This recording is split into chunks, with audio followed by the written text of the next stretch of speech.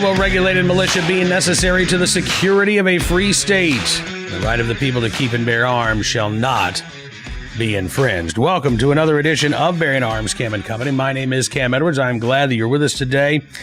On the program, we're going to talk with Jon Stokes, editor at The Prepared, also a part of Open Source Defense. And, I got to say, I wish the topic were a better one, but there has been, as you might have noticed, a lot of unrest taking place around the country these days, and it does seem like things are just edging in the wrong direction. I hope and I pray and I keep my fingers crossed that things are going to sort of ease up, and maybe we will get to a slightly more peaceful place where we can extend a hand towards one another instead of raising a fist. We did see, I think, a little bit calmer of a night in Kenosha, Wisconsin on Wednesday. Thankfully, not entirely peaceful, not entirely calm, but a little bit more calm. President Trump has announced that, he's sending federal authorities into Kenosha. Governor Evers there in Wisconsin, apparently now going to send more than 1,000 National Guardsmen. I didn't see a huge presence there last night based on the streams that I was watching. But we also have seen Democrats over the past 24 hours or so come to the conclusion that, these riots are bad. We should probably speak up and say something and say you got to stop.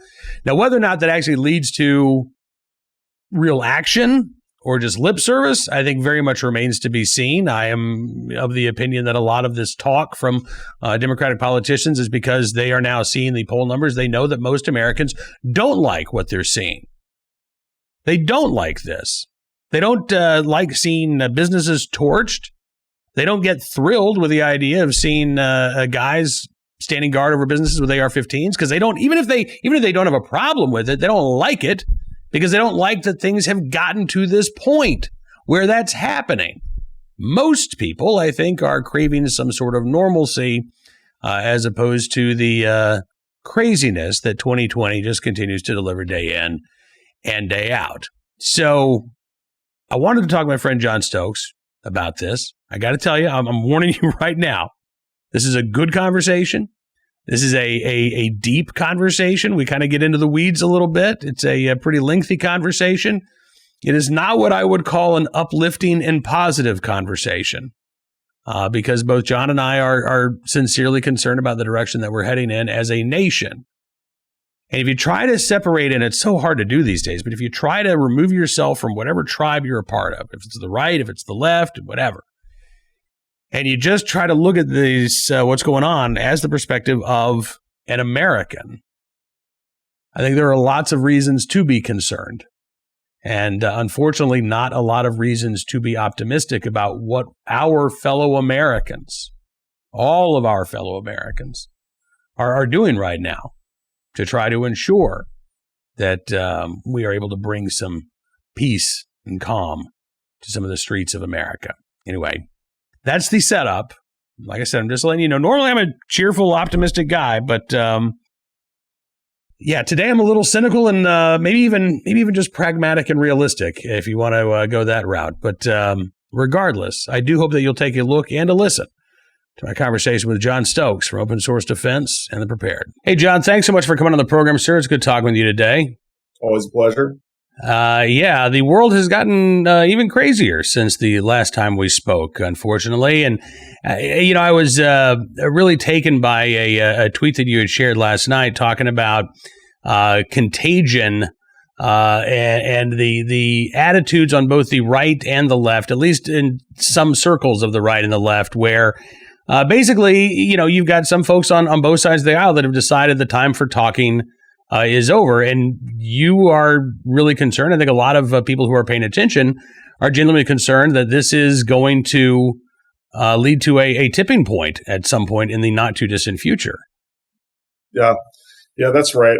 I'm just trying to parse this out in my own mind. What I think is I kind of break it up into a few different camps.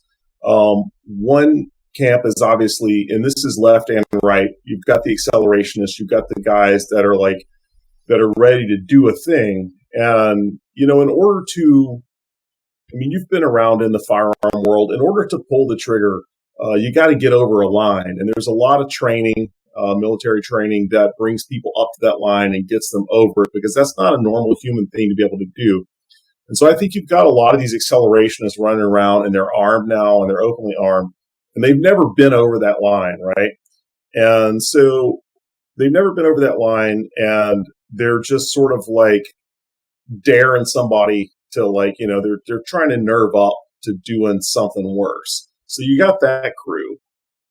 Then you got, of course, the guys that have been over that line in service of the country, and they're on different parts of this thing, and they're kind of, watching and waiting, and they've seen what's on the other side of that line, and they don't want to go back over it, especially not at home, Mm-hmm. And so I think those guys are obviously going to be very reticent to step in and to get involved.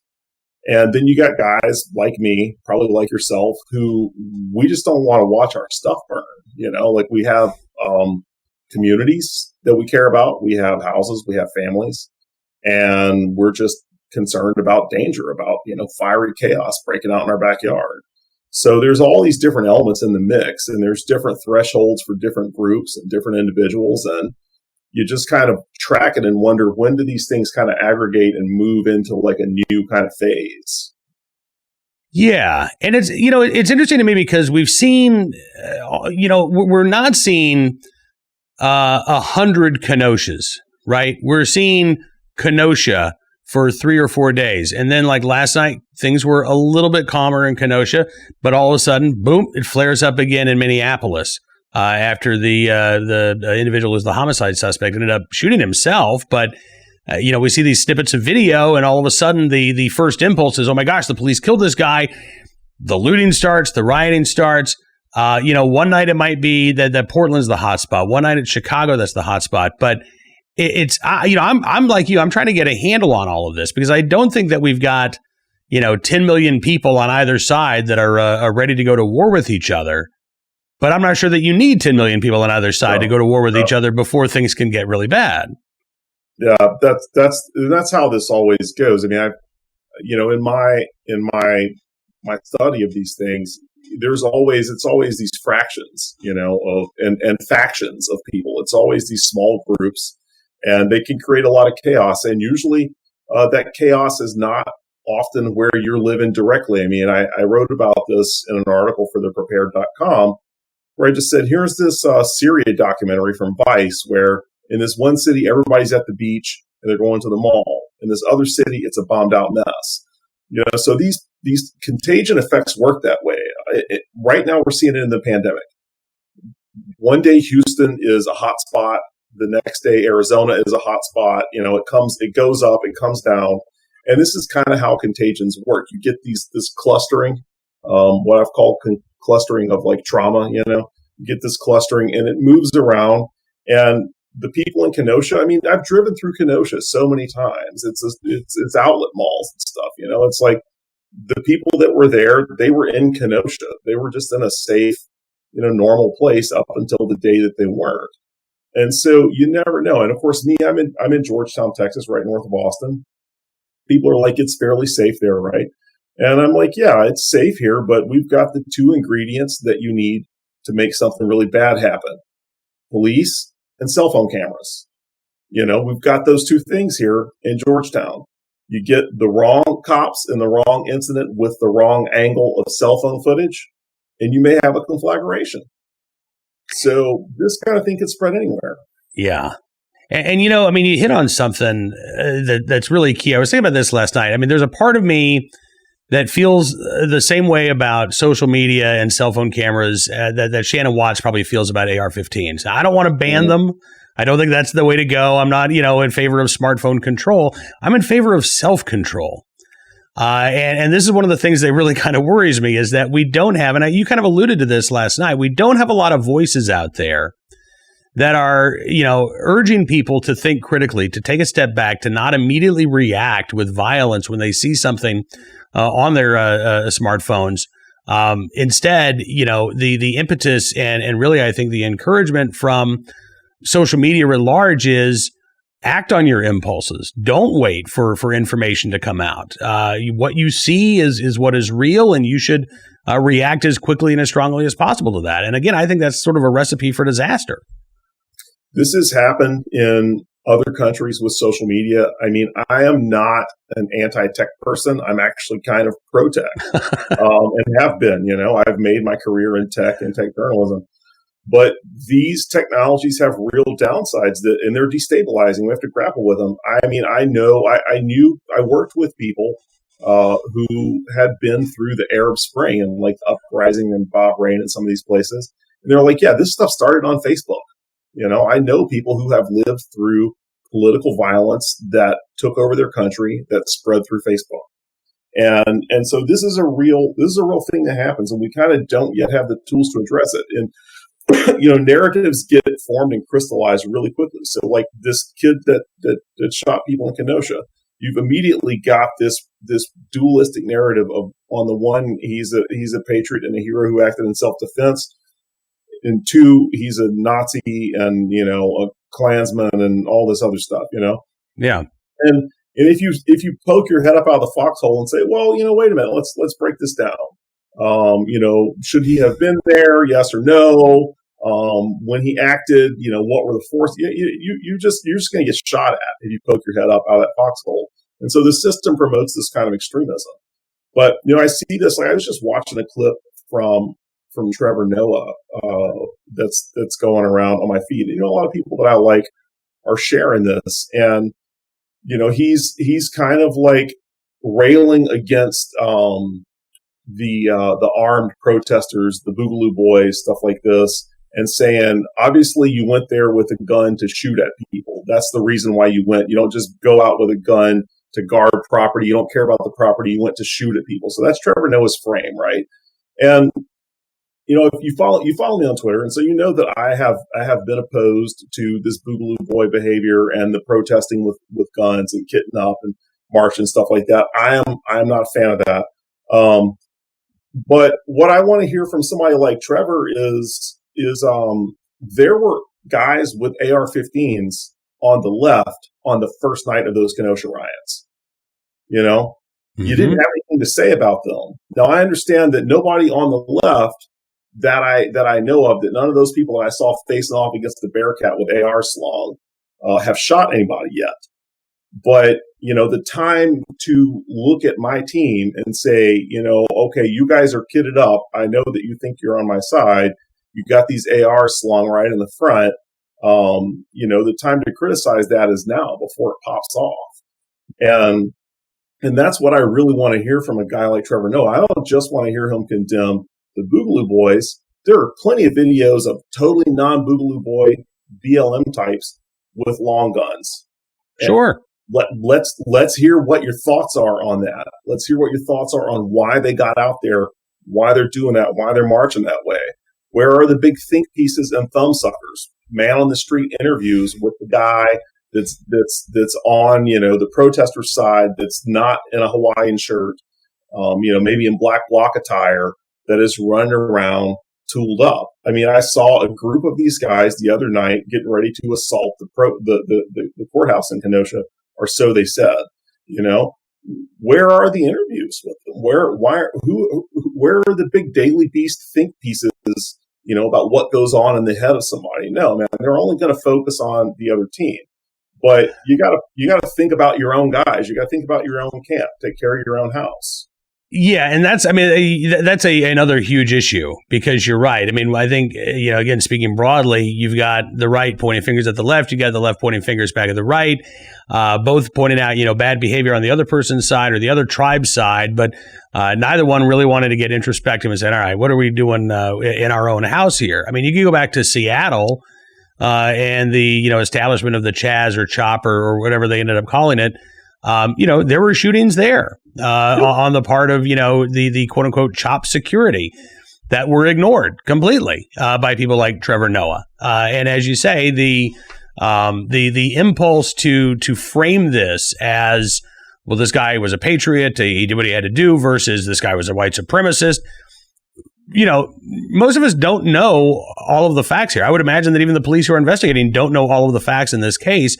We've seen a couple of clips of video.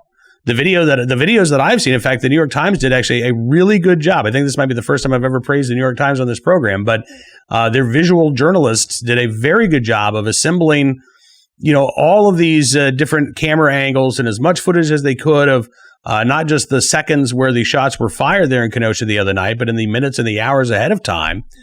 But even then, we have an incomplete picture, right? I mean, the video that I've seen basically starts with this 17-year-old running into the frame, somebody chasing him, somebody fires a handgun into the air, somebody else throws a flaming bag or something at this 17-year-old, and then he turns and he fires shots. Okay, well, looking at that video clip, I mean, that kind of looks like self-defense to me, but I don't know what happened before the camera picked up him coming into frame.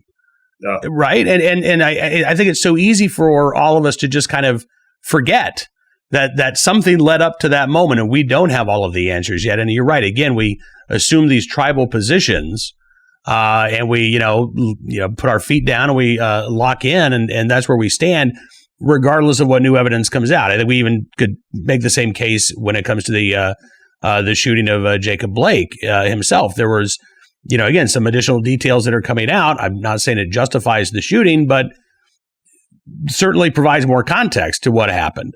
The question, I think, is how many of us even care at this point, Jon, about that additional context? Or are we just satisfied letting the information kind of wash over us, as incomplete as it might be, and, drawing these conclusions based on incomplete evidence? Yeah, I have this feeling about this kind of conversation we're having now, like I had back in February when I wrote the big Wired article saying that we should all figure out vote by mail and make that work because we're going to have a pandemic over here. And so we need options. And I knew when I published that, nobody was going to listen. And Matt Stoller even tried to run it up to Pelosi and got laughed at, So the article was circulated in the circles that could have done something. And people were like, yeah, this is not a priority for us. We're focused on the primaries. Nobody cares about the Wuhan virus. It's random. It's over there. It's not our problem. So I sort of sounded the alarm like out of civic duty. And that's kind of how I feel about these, I'm going to condemn these people and say this is bad and all this. It's like there's an escalation spiral happening, man. There are forces that are out of my control. They're out of our control. I don't have a big enough platform to stop this.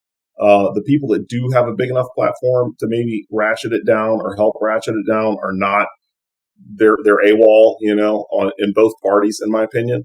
Nobody's helping the situation. Mm-hmm. And, you can't. I mean, I think even Biden is politically constrained to just come out and full blown condemn, the protest and the way that they've unfolded and start telling people to go home. So it's just hard to look for where are the brakes. I'm looking around for the brakes on this train and I'm not seeing them. And that's what bothers me about the contagion effect. I see a contagion happening and I don't see those countermeasures that are going to cool it back down. So let's talk about maybe a couple of countermeasures. Governor Evers said on Wednesday, talked with President Trump, said, yep, we're going to put more National Guard in. I guess federal law enforcement's coming in. Is that, in your opinion, likely to make things better if you've got, sort of law enforcement flooding the zone? Or is that likely to make things worse? I suspect it's likely to make things worse. I mean, I think that at this point, there are enough people who are sort of the more extreme actors who feel like they're running an insurgency. Mm-hmm. And, I mean, what do you do about those guys? And those guys aren't going to go away either if in a Biden-Harris administration. Oh, no. The whole point of this Biden and Harris stuff is to restore the status quo, which is exactly what the insurgents are kind of railing against. It's gone beyond a particular president, and it's about the system at this point.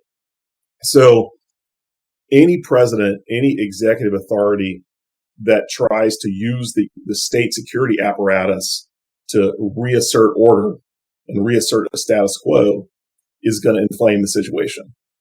So I don't, like I said, I don't know where the brakes are. I just don't know where the brakes are. It's almost like you need a Martin Luther King figure or some kind of big, like true nonviolent movement. But the other thing I think that really needs to be said here, and I actually think this is absent from far too much of the discussion. The pandemic has made this country a pressure cooker. The lockdowns have driven us all insane. We would not be seeing the stuff that we are seeing right now to the degree that we're seeing it if it would not have been for COVID-19. So, a lot of blame on both sides, a lot of bad actors, but people are being driven out of their minds right now by external forces, by kind of force majeure. And so that's a whole other factor that is huge.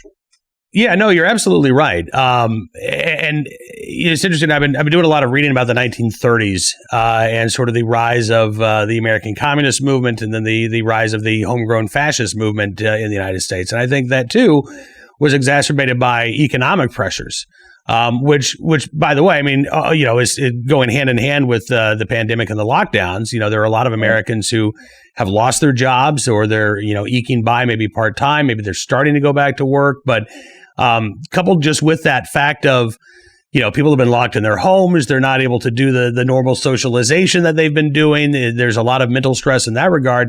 There's also the economic stressors that we're facing too. And this is a sort of perfect storm, which is maybe a bad analogy, as we've got a hurricane, roaring ashore in Louisiana into Arkansas right now. But, this is, I think, a time where certainly a time unlike any that, you and I have ever lived through before. And we are going through a nationwide stress test right now. I think it's a really good way of putting it.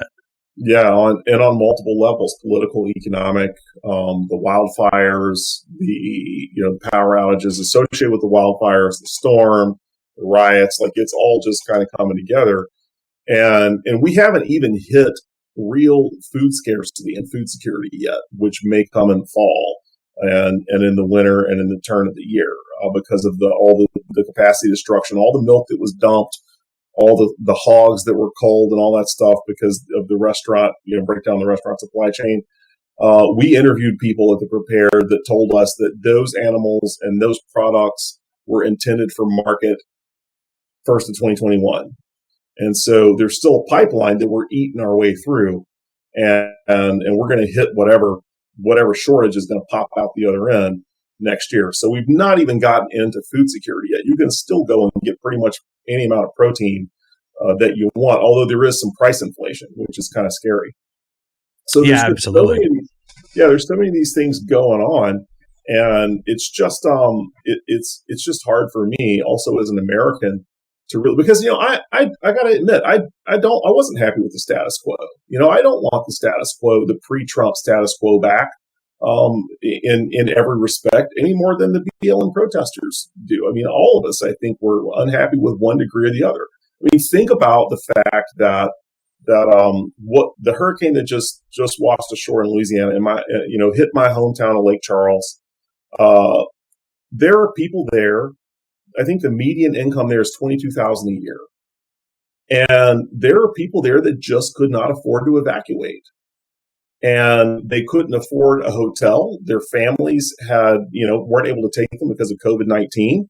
So because that area, Lake Charles, is a COVID hotspot, major COVID hotspot right now. So, they can't necessarily go and stay with friends and relatives in other places. They can barely afford gas right now because they've been out of work from the pandemic. Their unemployment insurance has run out.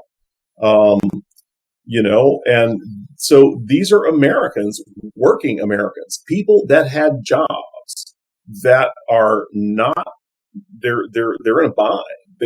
They're in bad shape. They've been in bad shape for a while, and now they're really in bad shape. And this is a sort of a failure that one can imagine happening to some degree or the other on any number of, even under a Biden-Harris administration. So this is a kind of, we do have systemic problems, systemic failures of leaving people behind, and even just like the hardest working salt of the earth people are having, whatever stereotypes you have about this and that, everybody's having problems, everybody's struggling. And so, and it has been for a long time. And so I am not a friend of the pre-Trump status quo myself, and so it makes it hard to kind of like I said to sort out what's going on, to think, where do I fit into this, and if it comes to it, who do I throw in with? Yeah. Have you made any conclusions, or are you just kind of hunkered down there at the compound? I'm hunkered down at the compound, man. I'm like, and again, this is in my study of these kinds of social splinterings. It is typically the case that most people look around at their options, are like, man, I don't really like any of these guys. I don't fit in with any of these crews. I don't want any of this, but then you're kind of forced to, to pick out of basic safety, but it's like everybody is, like I said, making that calculation. What am I going to do if this comes to my doorstep? Where is my line that I'm going to draw of safety for myself, my family, my community? Everybody's got to make that calculation. Everybody's having to make that calculation right now. And that's, I think, dangerous that people are making that calculation, because we pay taxes so that this stuff doesn't happen. I pay taxes and there are supposed to be people that are preventing my business from burning down. Right. People that prevent my neighborhood from going up in flames. We're supposed to have, we got people for that. And so as sort of a basic fact of civilization, except now we don't. Yeah. And, listen, you and I could probably talk about this for another hour and a half and still only scratch the surface here, because I think you're right. I think that is a genuine frustration, and a very legitimate frustration that, are bringing some of these, armed folks out to protect businesses, either those that they own, or in some cases, those that they don't, those that they have no connection to, but they're still seeing what's going on. And they're thinking, as you say, this is bullshit. Why is this happening? But then again, on the other side, and I'm still enough of an American first that I try to see things. I try to at least consider the other side's perspective. They're seeing these shootings and the deaths at the hands of police, and they're saying, hey, this is bullshit too. So, again, as you say, we get back to that point of, okay, to me, it comes down to, look, do you want to burn it down and try to build on the ashes, which typically doesn't work well. Throughout human history, there aren't a lot of examples where, it's worked out better after you've burned things down to the foundation. Or do you want to, however difficult it is, figure out a way to actually move forward? And as you say, I think we need those voices out there who are, at least willing to extend a hand rather than a fist. I don't know if that happens after the election. I certainly don't see it happening before the election. And I do kind of worry about, how far down this road we go between now and November. Yeah, I'm the same way. I mean, I look at so many of these things, like take I look at, and I know this is a hot button issue in 2A communities, but when I look at police in Bearcats, kitted out like they're in Fallujah, that I don't like that. That I'm not comfortable with that. I'm more of like the Andy Griffith Mayberry, kind of fantasy dude. I'm fogey like that, man. And so I'm not as comfortable with that vision of American order and American power. And then when I look at old people getting harassed in restaurants and beat with fire extinguishers and stuff, I ain't gonna have that either. Right. So it's kind of like it's hard because you can kind of see both sides. It's one of those things where, and this is like classic tragedy in the Greek sense. You've got these two actors. They're both sort of acting rationally in the way that out of their own values and the way they think is best. And they come into conflict and violence, And so if I'm part of one of these communities that's been oppressed for a long time and has really felt, some flavor of jackboot, then they're thinking, okay, this is a matter of survival for me. I've got to go out and do this. Like that's the calculus, they have going on. And I may or may not agree with it.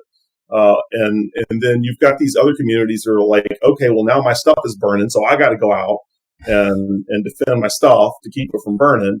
And then it's like, well, you stole our labor first and you stole our stuff first. And then the other guy's like, yeah, but I worked for this and you can't steal it. And so you just get this kind of So yeah, I don't know where it ends, but I do know that it's going to take some kind of leadership from somewhere.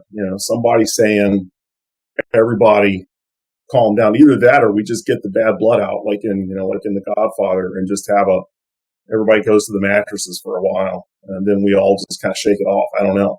I have thought about a reboot of American Gladiator, only this time it's actually Gladiators, and we get 50 people from Team Red and 50 people from Team Blue, and we put them in an arena somewhere, and we say, all right, blunt weapons only. You've got an hour. We're going to televise it. We could advertise on a pay-per-view. We could put the money to good use somewhere.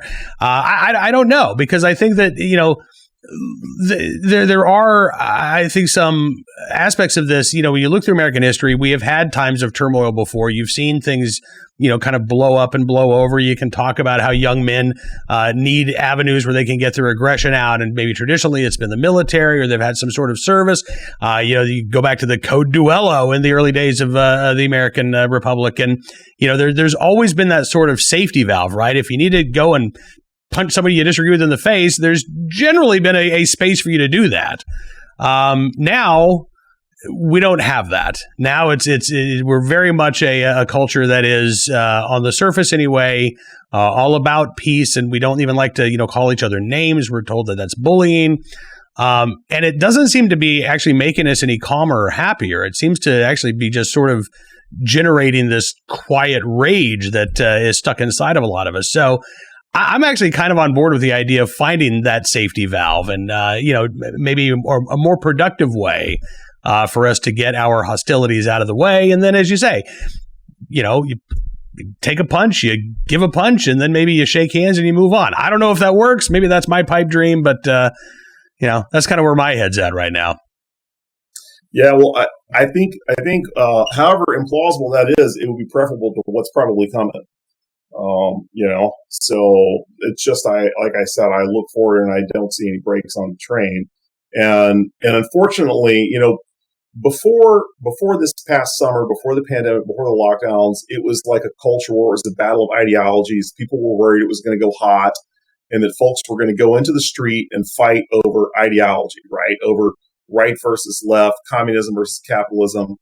And what I see on my feed now is increasingly about the raw stuff of property and, safe, like physical safety, security. I mean, this is actually, some of this goes back to 2008. I mean, the tragedy of 2008 and Obama's response was that people lost their homes. The banks were made whole.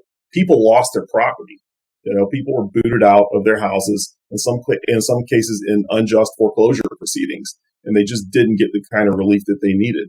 So when you see these fights over the basic, like, this is my property, no, it's not, that's my property, I'm going to burn your property, people want to downplay the property damage as not violence. And in isolation, sure, you can make an argument about some protests and some rioting here and there. But when you've got widespread destruction of property and destruction of the idea of property, of the idea that it's even your property, then that to me operates on like a deeper, more dangerous level, because it's like close to home. It's like not abstract.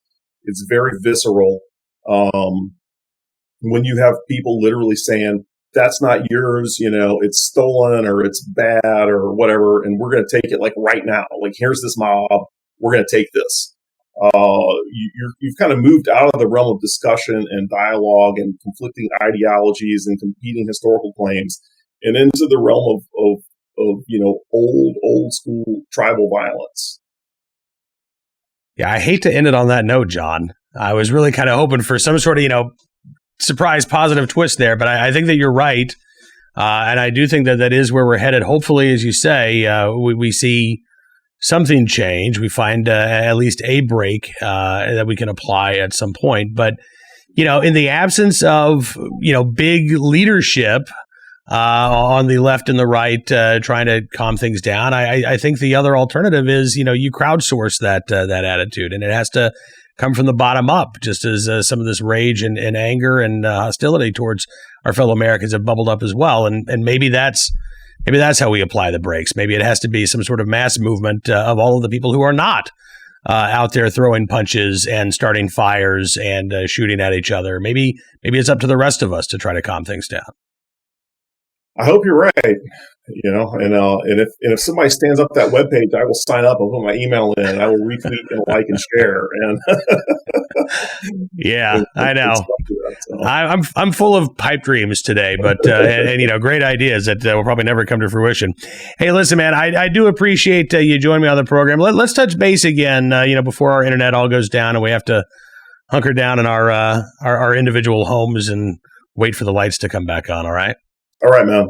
All right, Jon Stokes. You can read him while you still have internet access at the Prepared open source defense as well. We always appreciate Jon coming on the program. Well, on that happy note, let's, go ahead and kind of conclude the show here. We will get back to our armed citizen story, our good deed of the day.